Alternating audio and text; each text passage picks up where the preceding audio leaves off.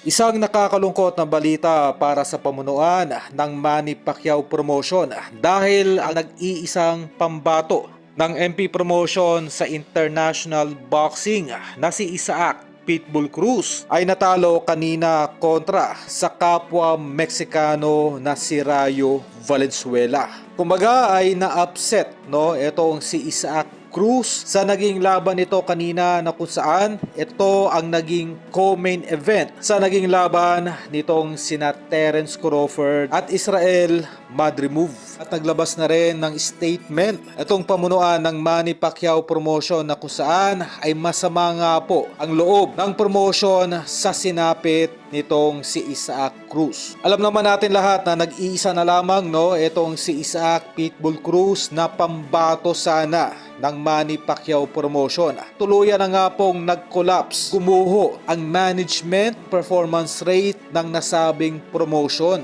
At sa ngayon ay hindi pa malinaw kung magpapatuloy pa ba ang nasabing promotion sa international boxing scene.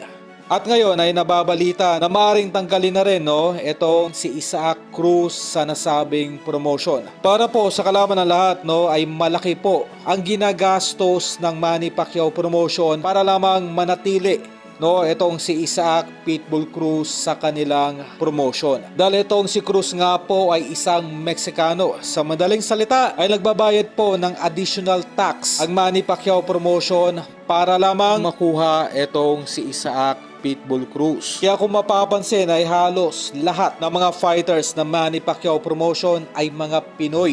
At dito lamang kay Isaac Pitbull Cruz ay nagsugal itong si Manny Pacquiao at gumastos ng malaki ay dahil po sa mismanagement. Sa madaling salita ay hindi po natutuunan ng pansin yung mga training program o yung pag-a-upgrade ng mga trainers na nasabing mga fighters na hawak-hawak ng MP Promotion. Kumbaga ay wala pong upgrading or improvement sa mga training program na ginagawa para dito sa mga nasabing fighters na hawak-hawak ng Manny Pacquiao Promotion.